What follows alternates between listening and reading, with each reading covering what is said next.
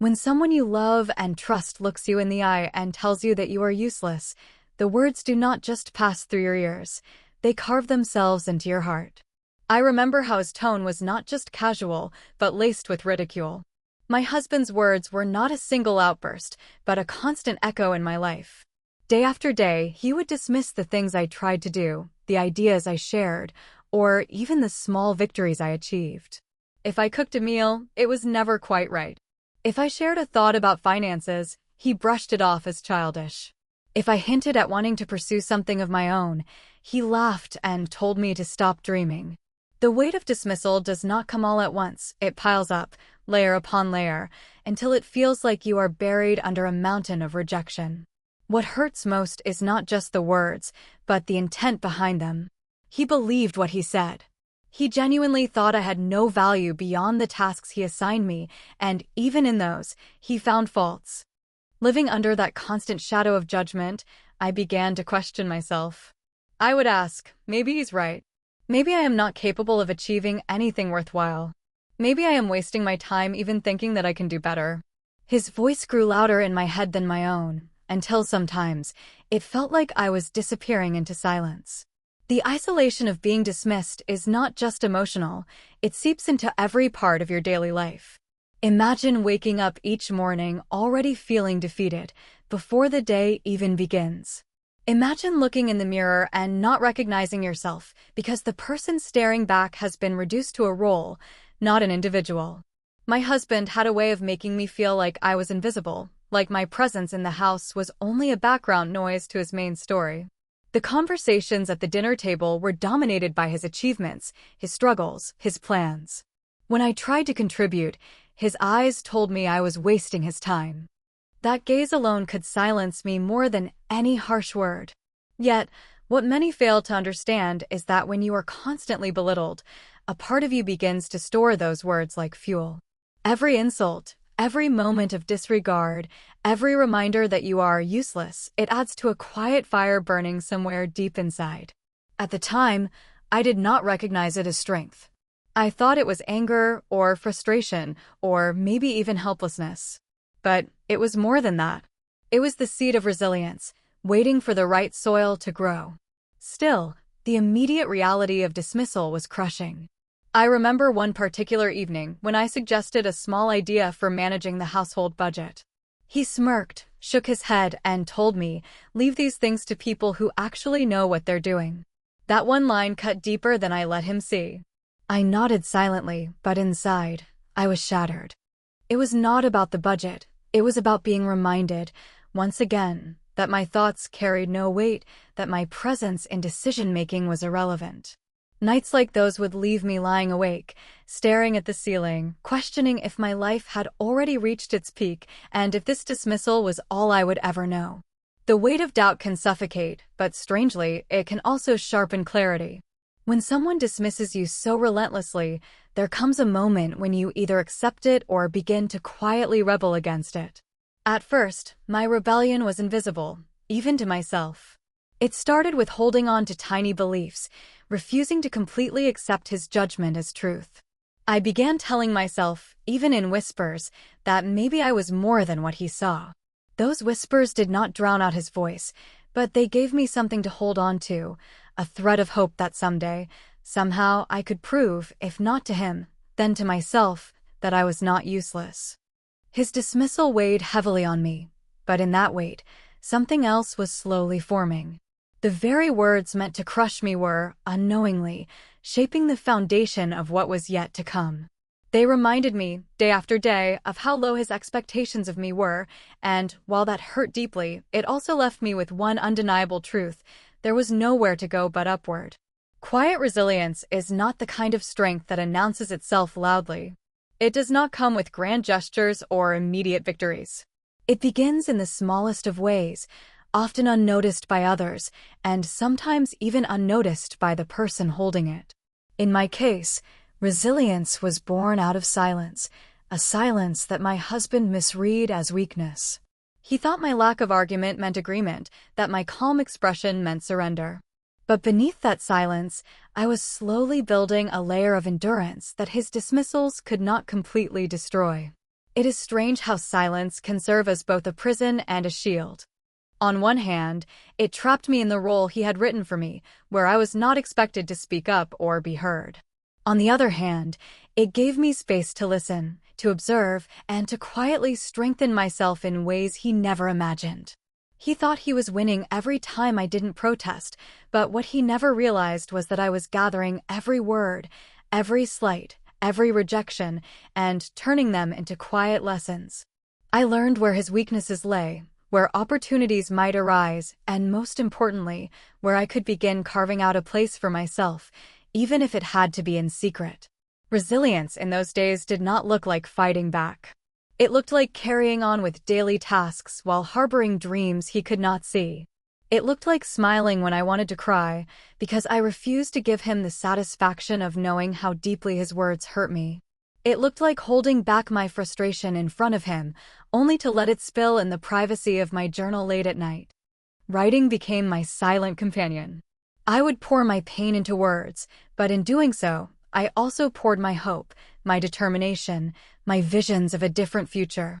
Each page was a reminder that even if he dismissed me, I had not dismissed myself. Quiet resilience also meant finding strength in the unnoticed moments. There were days when I would secretly read books he never knew I bought, books that taught me skills, ideas, and perspectives beyond the walls of our home. He believed I was incapable of growth, but I was teaching myself silently, piece by piece, with every page I turned. There were afternoons when he was away, and I used that time to practice, to learn, to experiment, to try things that gave me confidence in my own abilities. Each small success, no matter how hidden, was a victory that built the scaffolding of resilience inside me. What he could not understand was that the more he dismissed me, the more I relied on my own inner voice. That voice started faint, almost drowned out by his constant belittling, but over time it grew stronger. It was quiet, yes, but it was firm. It reminded me that survival was not just about enduring, but about preparing for the day when I would no longer be trapped by his opinions. Resilience meant keeping my spirit intact, no matter how hard he tried to break it. There were moments when I almost faltered. Times when his dismissals cut so deep that I wanted to give up completely, to let myself be the useless person he claimed I was. But even in those darkest moments, resilience whispered that giving up would mean surrendering the last piece of myself I had left. That whisper was enough to keep me going. Sometimes resilience is not about being fearless. It is about being afraid, feeling broken, yet continuing anyway. My quiet resilience also came from watching, learning, and waiting. I realized that not every battle needs to be fought immediately. Some victories require patience. I knew I could not confront him head-on, because in his eyes, I would never win. So I chose to build my strength in silence, to let my growth happen away from his gaze. I chose to be underestimated, because being underestimated gave me the freedom to prepare. He believed I had nothing, which meant he never thought to look for what I was building in the shadows. That was the power of quiet resilience. It allowed me to bend without breaking, to endure without giving him the satisfaction of seeing me defeated. It allowed me to slowly, carefully, collect the fragments of my shattered confidence and piece them back together into something stronger. Resilience was not the absence of pain, but the decision to keep standing in spite of it. It was invisible, unnoticed, and unacknowledged, but it was there, steady as a heartbeat, guiding me forward while he remained blind to it. Small steps often seem insignificant when they first begin, but they carry the quiet power to transform an entire life. In my case, those small steps were the hidden answers to the dismissal I faced daily. I did not leap into change overnight because my circumstances didn't allow it, and, honestly, my courage wasn't fully formed yet. Instead, I began to take slow, deliberate actions, so minor at the time that no one else could notice them, but meaningful enough to shift something inside me. Those small steps became the foundation of the transformation that was waiting to unfold. The first step was reclaiming my own curiosity. For so long, I had been told that my ideas were useless, that my voice carried no weight, that my efforts had no value. It was easier to stay quiet and comply. But quietly, I began to feed my hunger for knowledge again. I started by picking up books that inspired me, books that others would have dismissed as too ambitious for someone like me. I read them in hidden corners of the house when no one was watching, sometimes late at night, sometimes in short stolen minutes during the day. Each page reminded me that I still had the ability to learn, to grow, and to imagine beyond the walls of rejection that surrounded me. The next step was practicing consistency, even if the task seemed too small to matter. I began writing regularly, journaling my thoughts, and documenting the goals I secretly held. Writing was a way of speaking when no one wanted to hear my voice. In those words, I was building clarity. I wrote about the pain of dismissal, but also about the things I wanted to achieve. They weren't grand plans at first. Sometimes it was as simple as wanting to learn a new skill or manage a small project on my own. But every time I put those thoughts into words, they became a little more real, a little more possible. Another step came in the form of experimenting quietly with opportunities, however small. I started practicing skills that I had once abandoned because I thought no one cared. I tried new methods of organizing my day, finding ways to manage tasks more effectively. I taught myself how to handle small projects with focus, even if they seemed trivial. These efforts gave me small but tangible victories, moments where I could say to myself, I did this. Those moments, though invisible to the outside world, became stepping stones toward confidence. I also learned the importance of small acts of discipline. There were times when the temptation to sink into despair was overwhelming. His words, his smirk, his constant dismissal, it could have easily kept me frozen in self-doubt. But I decided, quietly, that I would not let despair have the last word. I pushed myself to wake up with purpose, even on days when I felt crushed. I made small routines that reminded me of my ability to stay consistent, waking early, keeping notes, dedicating even a few minutes daily to something that belonged solely to me. Those habits seemed ordinary on the surface, but they were silently reshaping me into someone stronger, more focused, and more resilient. Each step was a way of slowly reclaiming my worth, without confrontation, without the need for approval. I realized that transformation doesn't always begin with loud declarations. It often begins in silence, in the private decisions we make when no one else is paying attention. Every book I read, every page I wrote, every small skill I practiced, they were like drops of water carving through stone, subtle but powerful. These small steps also taught me patience. Change did not come instantly, and I did not suddenly feel powerful or successful. There were still days when I doubted myself, when his dismissals echoed louder than my inner voice. But instead of giving up, I reminded myself that even the tiniest effort was still progress.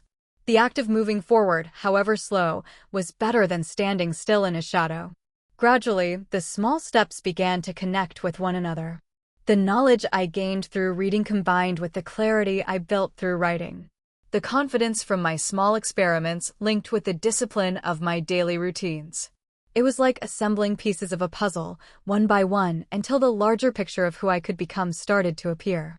Though the steps seemed small in isolation, together they were shaping a path forward, a path he could not see, but one I was steadily walking.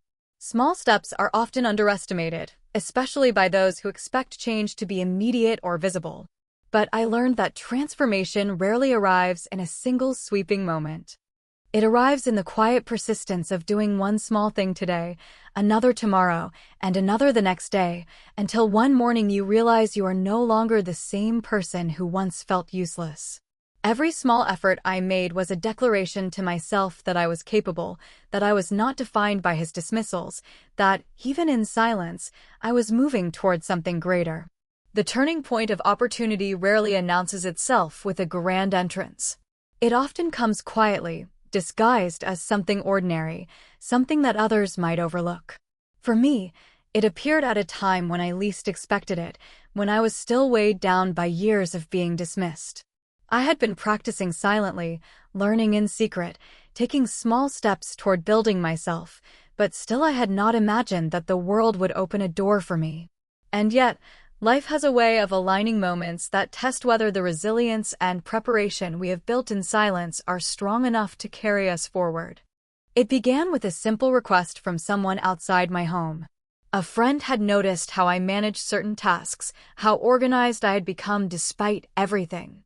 She asked for my help with a project she was struggling to handle. At first, I hesitated. Years of being told I was useless echoed in my mind. A part of me questioned whether I was capable, whether I would fail, and confirm every cruel word my husband had ever spoken. But another part of me, the part that had been quietly preparing, whispered that I should try. I agreed, nervously, and that agreement changed everything. When I began working on that project, it felt as though all the small steps I had taken until then were finally being put to the test. The books I had read, the habits I had practiced, the quiet discipline I had built, all of it came into play. At first, I moved cautiously, afraid of making mistakes, but as I went along, I realized I was more capable than I thought.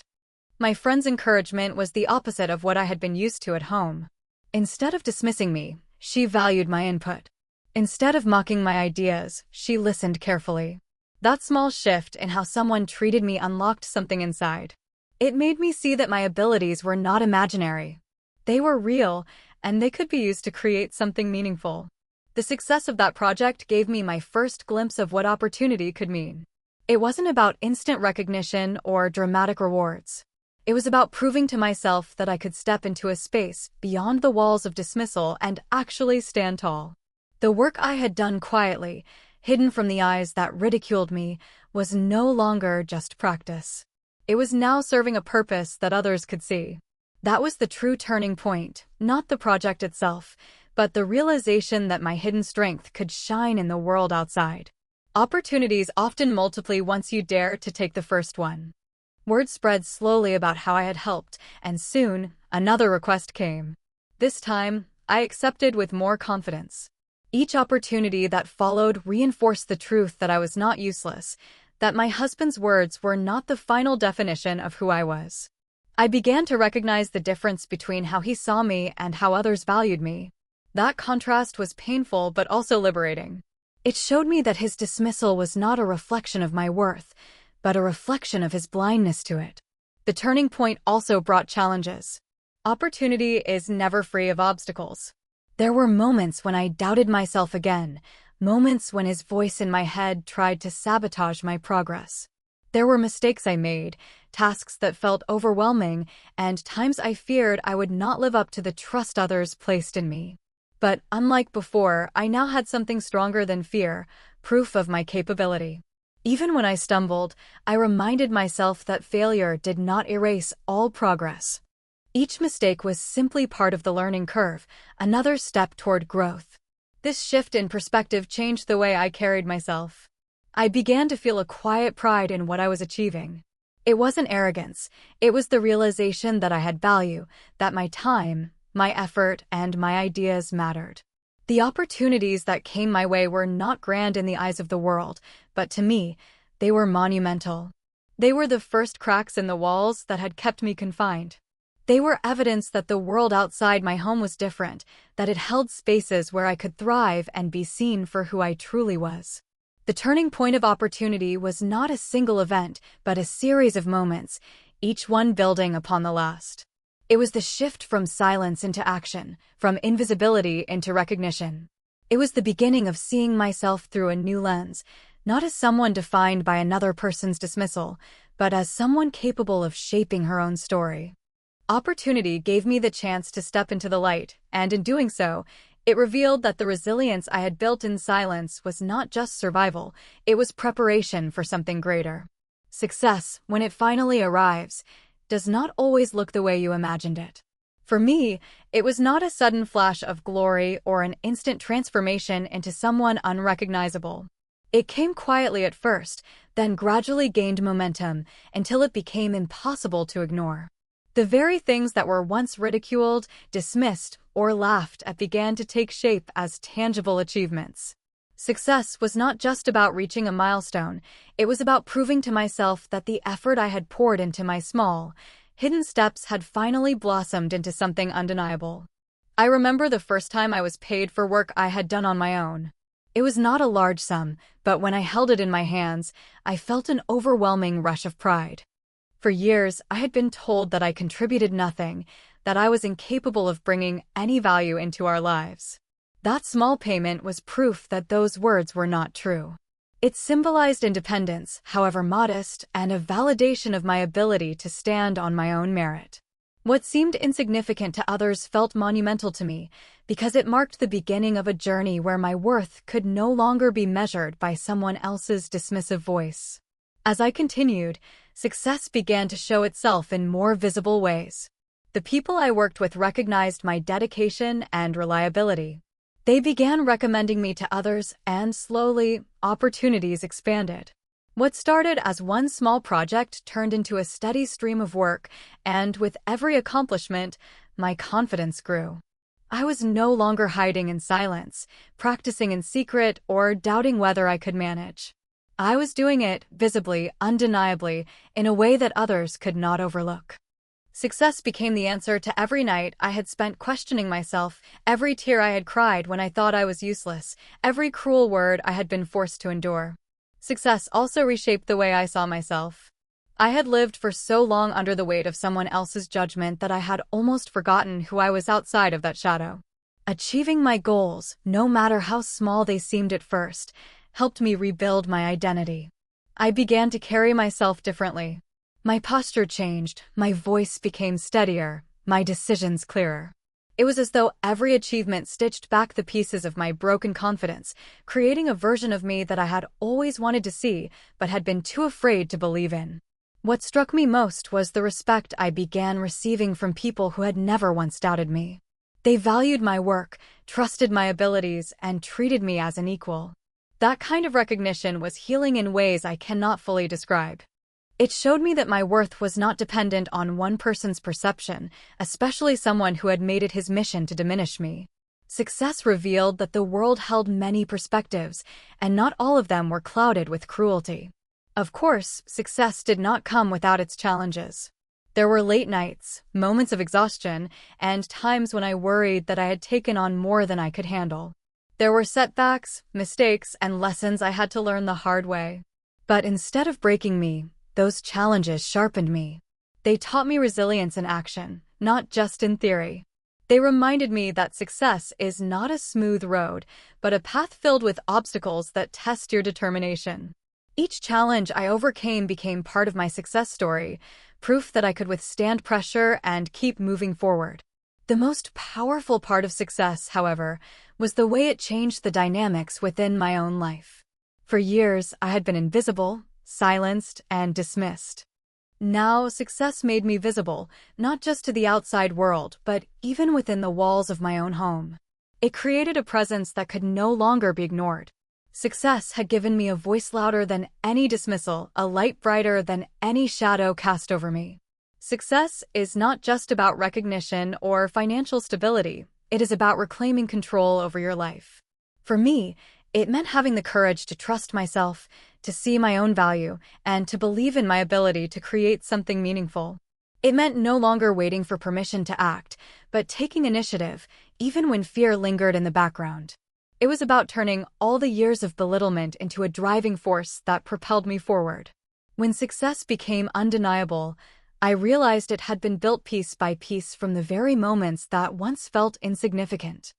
Every book I had read in silence, every line I had written in my journal, every hidden effort I had made, they had all gathered together to create a reality I could finally claim as my own.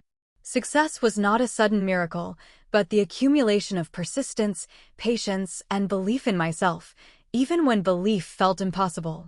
The moment of reckoning is unlike anything else, because it is when the truth can no longer be hidden or denied.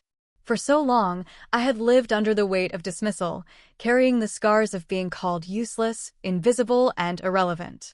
I endured silently, built quietly, grew steadily, and waited patiently. But there always comes a time when what you have built in silence collides with the narrative someone else has forced upon you. That collision is the reckoning. It is the instant when the person who belittled you is forced to confront the reality of who you have become, and there is no escape from it. For me, the reckoning came not in a dramatic confrontation filled with shouting, but in a simple, undeniable moment. Success had begun to shape my life in ways that could not be ignored anymore.